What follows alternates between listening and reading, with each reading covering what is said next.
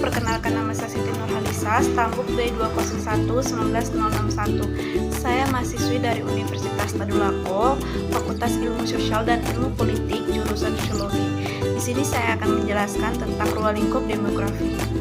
Baiklah, langsung saja saya akan menjelaskan slide pertama, yaitu pengertian ruang lingkup demokratif. Pertumbuhan penduduk merupakan keseimbangan yang dinamis antara kekuatan-kekuatan yang menambah dan kekuatan-kekuatan yang mengurangi jumlah penduduk secara terus-menerus. Penduduk akan dipengaruhi oleh jumlah bayi yang lahir dalam kurung fertilitas, tetapi secara bersamaan pula akan dikurangi oleh jumlah kematian dalam kurung mortalitas yang terjadi pada semua golongan umur serta perpindahan penduduk dalam kurung mobilitas juga akan mempengaruhi bertambah atau berkurangnya jumlah penduduk di suatu daerah atau negara. Perkembangan penduduk tanpa disertai dengan kontrol untuk mengukur jumlah penduduk yang diinginkan hanya akan menumbuhkan masalah sosial ekonomi dengan segala akibatnya. Pertumbuhan penduduk yang tinggi dari tahun ke tahun memerlukan tambahan investasi dan sarana di bidang pendidikan, kesehatan, perumahan, dan sebagainya. Hal itu tentu saja merupakan masalah yang rumit bagi pemerintah dalam usahanya untuk membangun dan meningkatkan taraf hidup negaranya. Slide kedua.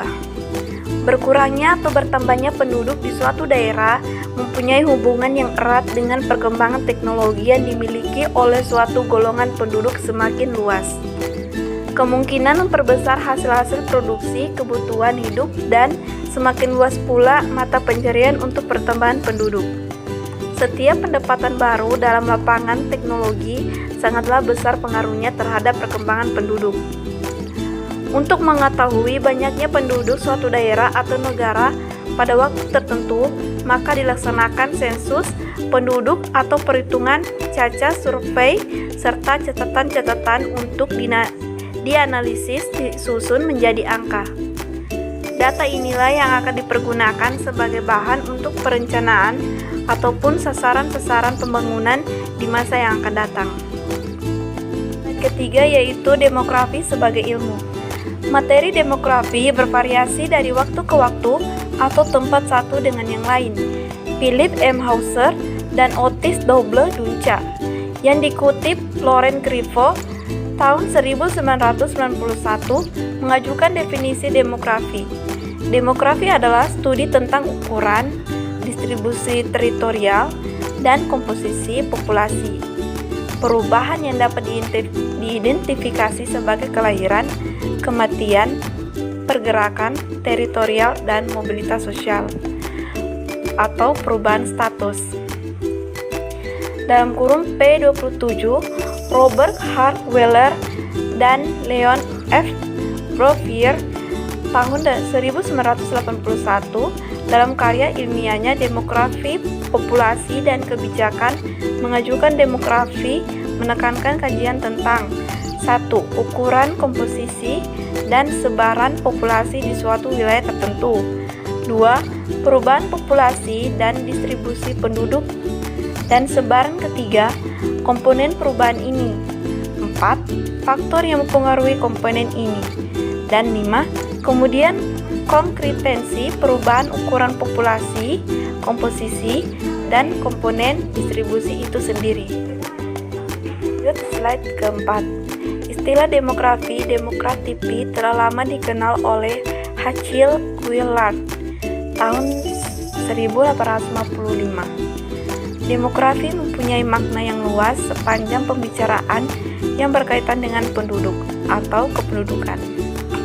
Demografi adalah ilmu yang mempelajari tentang banyak penduduk, sebaran, komposisi, dan mobilitas penduduk. Batasan di atas sering disebut demografi, karena secara tegas demografi hanya mempelajari banyaknya penduduk, komposisi penduduk, perubahan penduduk ditinjau dari kelahiran, kematian, dan mobilitas. Studi kependudukan bertujuan untuk mendeskripsikan keunikan penduduk tertentu, menemukan permasalahan, dan mencari alternatif pemecahan masalah kependudukan. Oleh karena itu, studi kependudukan dikembangkan untuk kepentingan praktis pemecahan masalah kependudukan. Kelima, yaitu metode demografi. Demografi sebagai disiplin ilmu dikembangkan melalui metode seperti halnya disiplin ilmu lain, yaitu metode ilmiah atau metode keilmuan. Jujuk S. Suryan Sumantri, tahun 1989, dalam bukunya Filsafat Ilmu menyatakan, metode keilmuan merupakan cara memperoleh kebenaran pengetahuan dengan berpikir rasional atau deduktif dan berpikir empiris atau induktif. Dengan alur berpikir deduktif, hipotetis, induktif, atau rasional hipotetis, empiris, atau sebaliknya. Metode analisis yang digunakan adalah metode analis kuantitatif dan metode analisis kualitatif.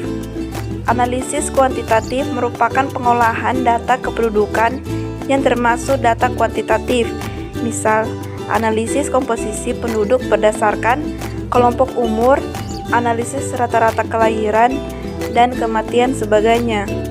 Analisis kuantitatif banyak dilakukan dalam demografi formal atau demografi teknik atas data kependudukan berupa angka. Slide ke-6, yaitu tipe data kependudukan.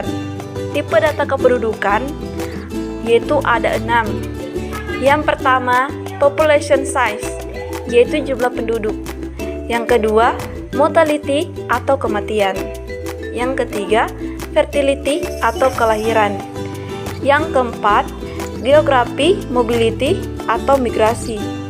Yang kelima, population distribution atau sebaran penduduk.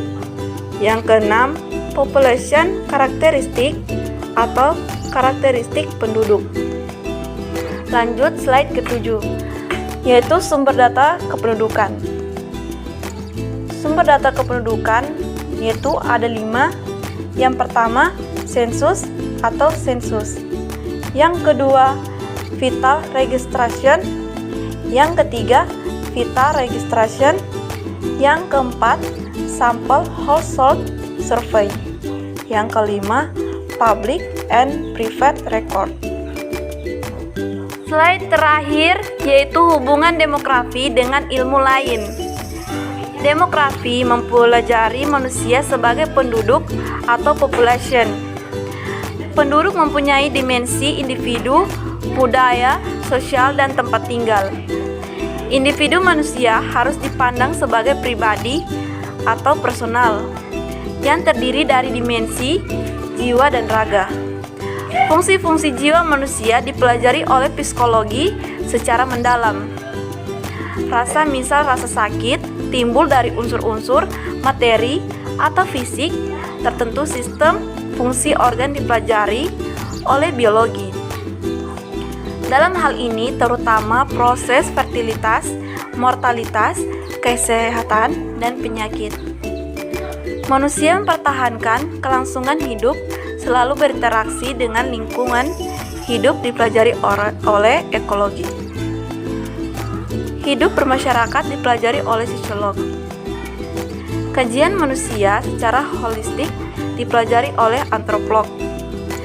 Berdasarkan kajian dimensi manusia di atas, maka demografi menggunakan konsep teori dalam prinsip dari berbagai disiplin ilmu di atas. Dan materi yang saya sampaikan, apabila ada kata-kata yang kurang baik dan penampakannya salah, mohon dimaafkan. Sekian dan terima kasih. Wabillahi taufiq wal hidayah. Wassalamualaikum warahmatullahi wabarakatuh.